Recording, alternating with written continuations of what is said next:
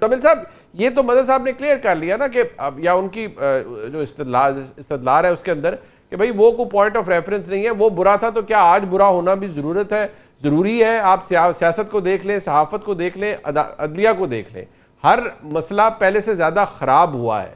اس کو آپ کیسے دیکھتے ہیں مزمل صاحب؟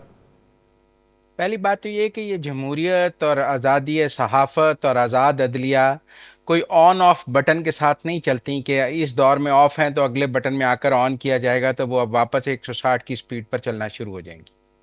ان کا عمل، آزادی کا عمل بھی بتدریج ہے، بندش کا عمل ایک دم ہو سکتا ہے اینٹی بائیوٹک کی طرح. لہذا میں یہ نہیں سمجھتا کہ آپ یہ کہیں کہ چونکہ پچھلے ٹرم میں خرابی تھی تو اس ٹرم میں آ کر ایک دم بالکل ٹھیک ہو سکتی ہیں چیزیں، کیونکہ جو انٹرونشن پچھلے ٹرم میں ہائیبرڈ نظام کی پیدا کر دی گئی اس میں سے واپس سپیس گین کرنے کے لیے پولیٹیکل قوتوں کو ایک پیج پہ آنا پڑے گا نا، تاکہ اس ہائیبرڈ کو دور کیا جا سکے. وہ اس ڈویژن کا فائدہ اٹھا رہے ہیں نا کہ جی پولیٹیکل پارٹیز آپس میں بیٹھ نہیں سکتی ہیں تو لہذا ان کی چاندی ہے. تو کون سی پولیٹیکل پارٹی ہے پاکستان کی جو کہتی ہے کہ میں صرف جی ایچ کیو سے بات کروں گی، میں کسی سیاسی جماعت سے بات نہیں کروں گی؟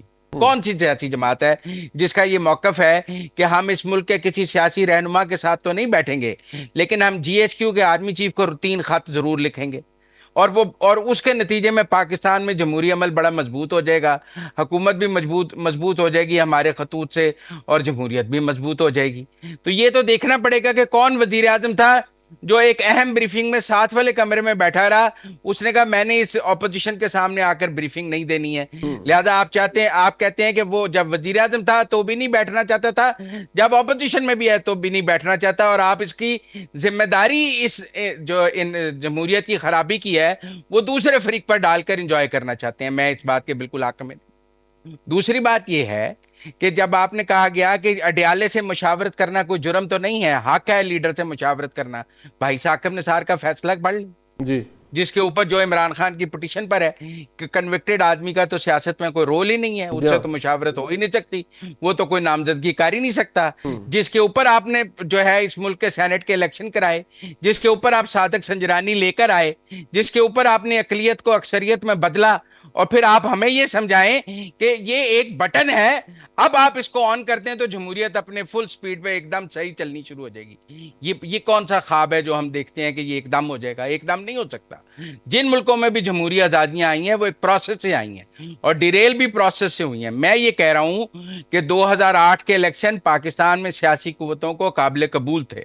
2013 کے الیکشنز پر جوڈیشل کمیشن بنا، اس کو سپریم کورٹ سے ویلیڈیٹ ملی ایک اپوزیشن کے دھرنے کے نتیجے میں، آپ ثبوت نہیں پیش کر سکے. مسئلہ 18 سے شروع ہوا جب آپ کہتے ہیں کہ وہ اس نے مانگے تانگے کی حکومت بنائی، میں کہتا ہوں اس نے آر ٹی ایس کی حکومت بنائی. مانگے تانگے کی حکومت بنانا تو جمہوری کام ہے، اس میں تو کوئی بری بات ہے ہی نہیں، وہ تو آپ جمہوریت میں اس کی اجازت ہے. آر ٹی ایس بٹھا کے حکومت بنانے کی اجازت نہیں ہے نا. جو غلط ہوا ہے آپ اس کی صحیح ڈیفینیشن تو دیں کہ یار وہ آر ٹی ایس بٹھا کر بنائی گئی تھی، اتحاد سے حکومت بنانا تو کوئی بات نہیں. دنیا کے کتنے ملکوں میں اتحادی حکومتیں چل رہی ہیں، ٹھیک ہے. وہ تو کوئی ایسی بات نہیں ہے. آپ اکثریت کھو دیتے ہیں، آپ اقلیت میں چلے جاتے ہیں، آپ جا کے لیڈر آف دی اپوزیشن بن جاتے ہیں. آپ استعفے تھوڑی دے دیتے ہیں اسمبلیوں سے کہ میں آج وزیر اعظم نہیں ہوں، میں اب اسمبلیوں کو لات مارتا ہوں، میں گھر چلا جاتا ہوں. آپ اعزاز سے آنر کے ساتھ لیڈر آف دی اپوزیشن بن کے بیٹھ جاتے ہیں کہ یار میری اکثریت چلی گئی ہے، جمہوریت کا تقاضا ہے کہ میں اب اپوزیشن کا لیڈر بن کے یہاں پہ بیٹھوں گا، میری اکثریت چلی گئی ہے. چونکہ آپ آر ٹی ایس بٹھا کے آئے تھے، آپ کے تصور میں ہی نہیں تھا کہ میری اکثریت جا سکتی ہے. تو جو مسائل ہیں ان کی درست نشاندہی بہت ضروری ہے، اس کے بغیر ہم صحیح راستے پر نہیں آ سکیں گے. اچھا بٹ مدد صاحب ٹورڈز دی اینڈ میں صرف اگر ہم اس پوری بحث کو ہم کسی ایک جگہ مجھے جی منیب ذرا اس بات کا جواب جی دے دیں. ضرور میں وہی چاہ رہا ہوں کہ آپ اس کو ایڈریس کیجئے گا. پہلی چیز یہ کہ 2013 کے الیکشن کو کس نے ڈاؤٹ فل کہا تھا؟ پی ٹی آئی نے کہا تھا یا پیپلز پارٹی نے کہا تھا؟ پی ٹی آئی نے کہا. جی عدالت میں تو پی ٹی آئی گئی نا، میرے جوڈیشل بھائی کمیشن تو پیپلز پی ٹی آئی کہا نے کس نے مانگا نا. تھا؟ یہ تو چھوڑے نا، آپ میری کہنا بات کا ضروری نہیں ہے، اچھا کورٹ آف لا مجھے میں مکمل کون گیا؟ جواب دینے دو. میں نے آپ کی بات پہ بالکل انٹرفیئر نہیں کیا، میری بات سننے پہلے. جی جی کہ بلوچستان میں حکومت کو کس نے اوور تھرو کیا تھا؟ کس نے مسلم لیگ کی حکومت کو ڈیریل کر کے بلوچستان عوامی پارٹی بنائی تھی؟ اور پھر اس بلوچستان عوامی پارٹی کے ذریعے کس نے 2013 کے الیکشن میں 2018 کے الیکشن میں چیزیں تبدیل کی تھیں؟ جی تو چیز یہ ہے کہ ہم جو ہے وہ بالکل ایک بحث کو ون پارٹی بحث میں لے جاتے ہیں. प्रॉब्लम ये है कि आप क्या जो सिस्टम बनाता है, जो सिस्टम डिरेल करता है, जो सियासी जमातें बनाते हैं, जो सियासी जमातें तोड़ते हैं, जो हुकूमतें बनाते हैं, जो हुकूमतें तोड़ते हैं, वो चीज अगर मेरे इंटरेस्ट में है तो वो ठीक है, किसी दूसरे के इंटरेस्ट में तो गलत है। ये बुनियाद है। आज अगर कोई कहता है कि मैं सिर्फ एस्टैब्लिशमेंट से बात करना चाहता हूं तो गलत है, उसको जस्टिफाइड नहीं किया जा सकता। लेकिन जो हुकूमत में है वो इसी हाइब्रिड सिस्टम को कबूल कर रहे हैं, जिस हाइब्रिड सिस्टम को वो रिजेक्ट करते थे, उस हाइब्रिड सिस्टम को मजबूत कर रहे हैं। हम ये बात नहीं समझ रहे, हमारा नुक्ता नजर सिर्फ वन पार्टी क्रिटिसिज्म की तरफ चला गया है। चीज ये नहीं है, चीज ये है कि दोनों यही कर रहे हैं, दोनों यही काम कर रहे हैं। हम इस चीज को जब हम बहस में ले जाते हैं कि जी उस वक्त ये हुआ था तो इस वक्त ये हुआ है, हम दरअसल असल बहस से हट जाते हैं। प्रॉब्लम यह है कि पाकिस्तान में हाइब्रिड सिस्टम क्यों हो, पाकिस्तान में एक नॉर्मल डेमोक्रेटिक सिस्टम क्यों नहीं हो। इस बात को क्यों आज जस्टिफाइड किया जा रहा है कि ये हाइब्रिड सिस्टम ठीक है।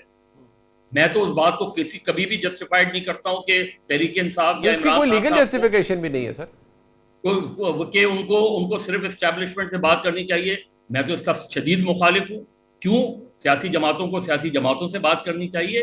लेकिन आप भी तो यही कहते हैं ना कि मैं जरा पूछ के बताता हूं, वही चीज हो रही है ना। तो हुकूमत और अपोजिशन दोनों उसी तरफ देख रही है ना, तो मैं सिर्फ अपोजिशन को क्यों कहूं? क्या हुकूमत ये नहीं कर रही?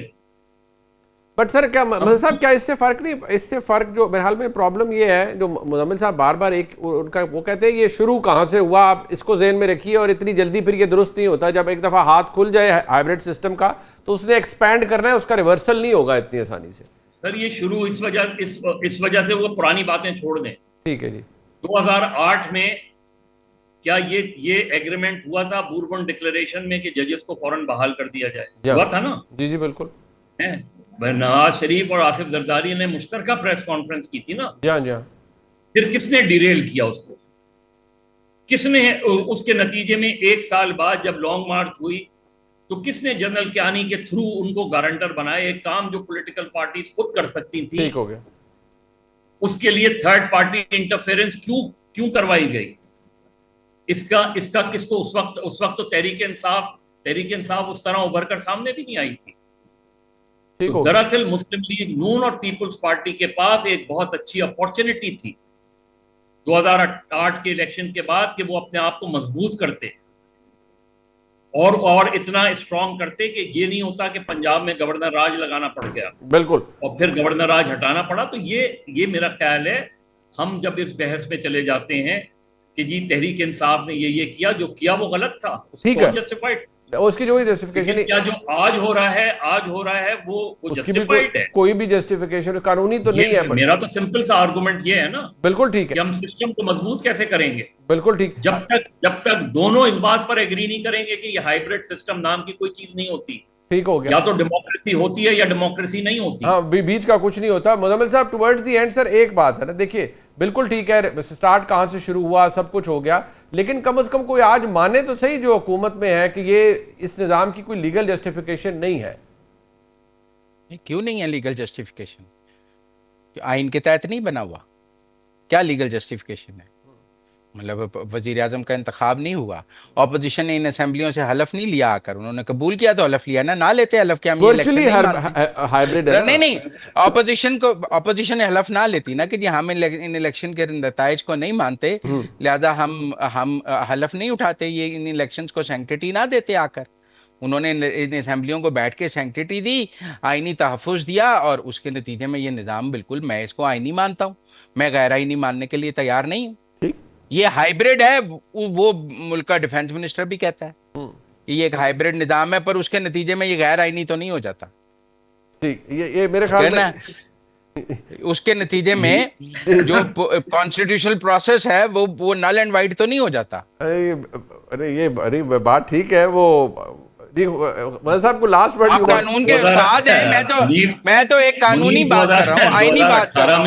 کیا آپ وزیر اعظم کا انتخاب نل اینڈ وائٹ کر دیں گے؟ نہیں آپ کر وزیر سکتے، اعظم کا انتخاب نل اینڈ وائٹ کر دیں گے؟ نہیں کر سکتے جی. میرے بھائی 2018 میں یہی پوزیشن جو مزمل آپ بات کر رہے ہیں 2018 میں جے یو آئی نے لی تھی نا، مسلم لیگ نون اور پیپلز پارٹی دونوں نے کہا تھا نا کہ اس الیکشن کو نہیں ایکسپٹ کریں.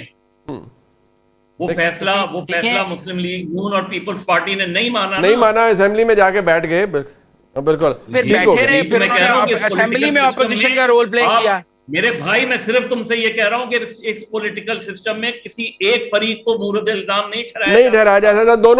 دونوں آر ٹو بی بلیمڈ. میں شکریہ ادا کروں گا جناب منیب صاحب. سر میرے پاس غلط ہے، اس کو غلط کہنا چاہیے. یہ کوئی ترازو نہیں ہے کہ اس کو وہ غلط ہے تو دوسرے کو ضرور غلط کہا جائے. چلے یہی تو میں کہہ رہا ہوں، میں یہی تو بات کہہ رہا ہوں، اور کیا کہہ رہا ہوں. چلے we agree to disagree on this. What a delightful conversation that